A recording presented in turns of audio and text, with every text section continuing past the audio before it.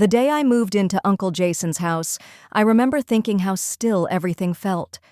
The wind outside barely touched the trees, the house made no sound, and the air inside seemed too quiet for comfort. It had been years since I'd stepped inside that home, and even then, it had only been for short visits during Thanksgiving or the occasional summer trip when I was a teenager.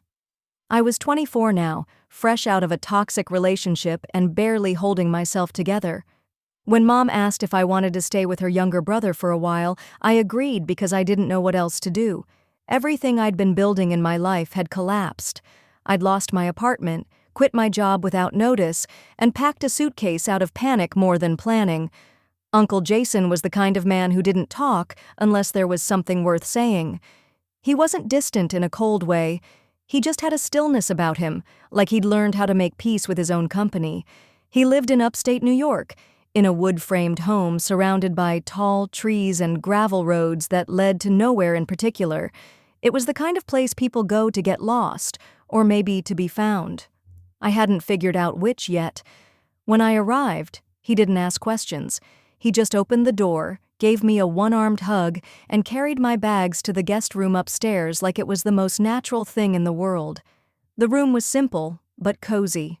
Soft cream walls, an old rocking chair in the corner, and a window that looked out onto the woods. It smelled faintly of cedar and something comforting, like old books and warm tea. The first few days passed quietly.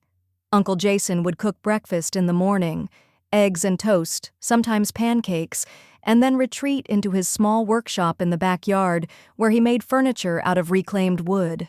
I spent most of my time reading, walking, or lying in bed staring at the ceiling. I didn't talk much. I didn't feel like I had anything left to say. It was the fourth night when I broke down for the first time. I had just come out of the shower, my hair still damp, sitting on the edge of the bed with my phone in my hands. I wasn't crying because of something specific. It was everything. The weight of pretending I was fine. The pain of being discarded by someone I gave 3 years of my life to. The fear that maybe I really wasn't enough. I didn't hear the footsteps outside my door. I only noticed when I heard a soft knock, like someone tapping gently but deliberately. "Yeah?" I managed to say, trying to clear my voice.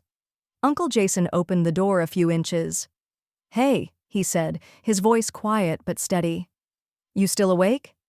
"Yeah," I nodded, wiping my face quickly. "Just couldn't sleep." He stepped in, holding a mug in one hand. "Thought you might like some tea?" he said, setting it on the bedside table. "Chamomile. Helps with the tough nights." "Thanks," I murmured. He didn't leave right away. Instead, he sat down in the rocking chair in the corner and leaned back slightly, as if testing the silence between us. "Hard day?" he asked after a long pause. I nodded slowly. "Yeah, hard week, hard month." "I figured," he said, glancing out the window. "You've got that look, like the world's been on your shoulders and no one offered to help carry it." "I don't know who I am anymore," I said before I even realized I was speaking. I gave everything to him, everything I had, and when he left, it was like he took the best parts of me with him. Uncle Jason didn't interrupt. He just let me talk, and the words started pouring out faster than I expected. I tried to be good. I tried to be understanding and patient and supportive, and he made me feel like I was never enough. He made me question everything about myself, and now I feel empty, like there's nothing left. I looked down at my hands, barely able to breathe. I didn't even notice that my eyes were brimming with tears again until one fell onto my knee. For a few seconds, Uncle Jason didn't say anything, and then he leaned forward, elbows on his knees, his voice low and measured. "Can I tell you something I've never told anyone?" he asked. I blinked, surprised. "Yeah, of course." He looked at me then, with a softness I hadn't seen before. "I was your age when I thought I had it all figured out. I was engaged to a woman named Ava. We were going to move to Chicago and start a business together. I thought she was it for me. I thought we were unstoppable." "What happened?" I asked quietly. One day, she woke up and told me she didn't love me anymore, said she felt suffocated, that she needed to find herself without me. My heart ached hearing it, not just for him, but for how close his story mirrored mine.